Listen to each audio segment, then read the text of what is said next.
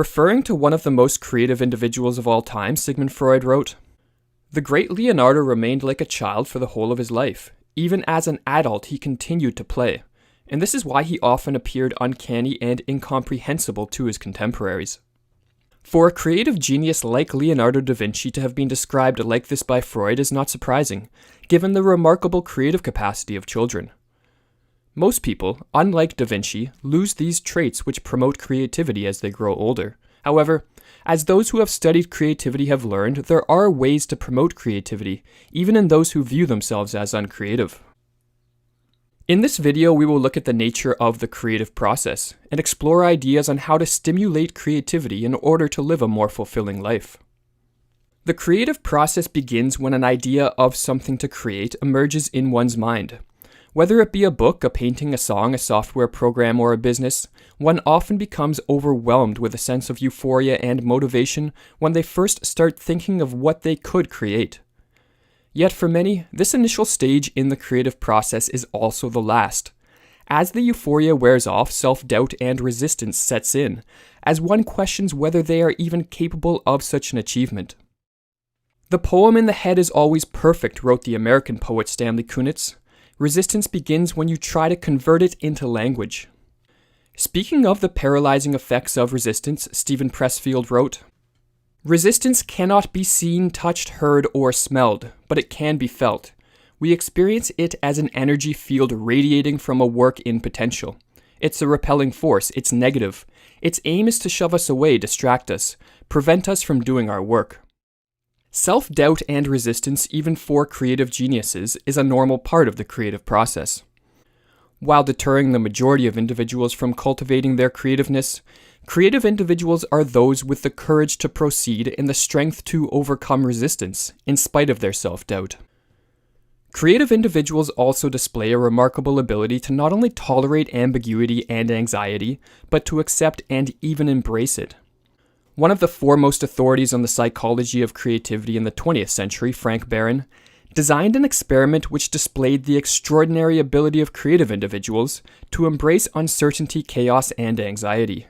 In his experiment, Barron showed Rorschach cards to two groups, a control group and a group composed of individuals judged to be exceptionally creative by their peers. Some of the cards had ordered symmetrical designs and some had chaotic and disordered designs. While the control group preferred the symmetrical cards, those in the creative group favored the chaotic designs. The conclusion of this experiment, that creative individuals prefer ambiguity and chaos to order and symmetry, validates an age-old idea. When things are too stable and rigid, there is no room for creativity. This is perhaps why many creative individuals tend to be considered psychologically unstable, yet do not wish to do away with their inner instability. They recognize their internal chaos to be essential to their creativity. It is the fuel which propels them to impose order on their world in the form of highly creative works. "You must have chaos within you," wrote Nietzsche, "to give birth to a dancing star." Creativity requires a deep involvement and obsession with one's work. It is becoming increasingly accepted that it is not as much natural talent that leads to creativity, but the ability to become absorbed in one's work for an extended period of time. In the words of Rollo May, absorption, being caught up in, wholly involved, and so on, are used commonly to describe the state of the artist or scientist when creating, or even the child at play. By whatever name one calls it, genuine creativity is characterized by an intensity of awareness, a heightened consciousness. It is interesting to note that while deep absorption in one's work is essential for the cultivation of creativity, it is often when one takes a break from their work that the proverbial light bulb moments strike. Mozart claimed that entire symphonies would arise preformed in his mind when traveling, going for an afternoon walk, or lying in bed. "Whence and how they come," he wrote, "I know not, nor can I force them." While Mozart didn't understand where these spontaneous visions emerged from, countless highly creative individuals have proposed that they arise in the unconscious dimensions of the mind. The English poet Shelley wrote, "One after another, the greatest writers, poets, and artists confirm the fact that their work comes to them from beyond the threshold of consciousness." This explains why so many creative individuals have had breakthroughs appear to them in their dreams, and how the German polymath Goethe could say of his famous novel, The Sorrows of Young Werther, I wrote the book almost unconsciously, like a sleepwalker, and was amazed when I realized what I had done. Henri Poincaré, the famous French mathematician responsible for countless discoveries, observed a regular pattern which preceded his groundbreaking illuminations. This pattern has been confirmed by countless others, and can be used by anyone to generate creative solutions to a problem or task one is grappling with. In his essay Mathematical Creation, Poincaré wrote that creative solutions to problems can be stimulated by alternating between periods of intense work and times of rest and relaxation, in which attention is diverted away from the task at hand.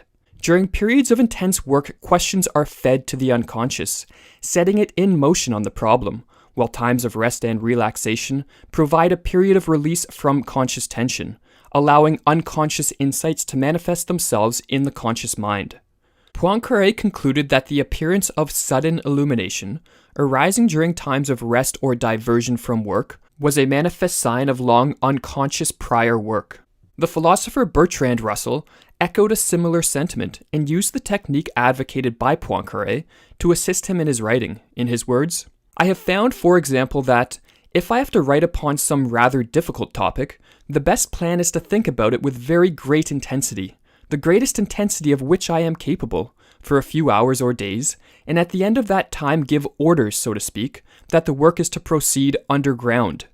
After some months I return consciously to the topic and find that the work has been done."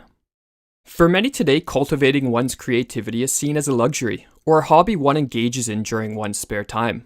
This is unfortunate for two reasons. Firstly, as Abraham Maslow believed, developing a deep creative capacity is necessary to achieve genuine psychological health. And secondly, as noted by Robert Greene in his book Mastery, engaging in creative work is one of the most pleasurable and satisfying endeavors possible for human beings.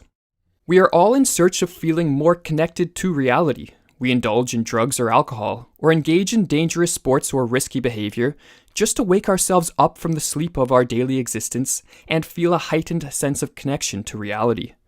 In the end, however, the most satisfying and powerful way to feel this connection is through creative activity. Engaged in the creative process, we feel more alive than ever, because we are making something and not merely consuming, masters of the small reality we create.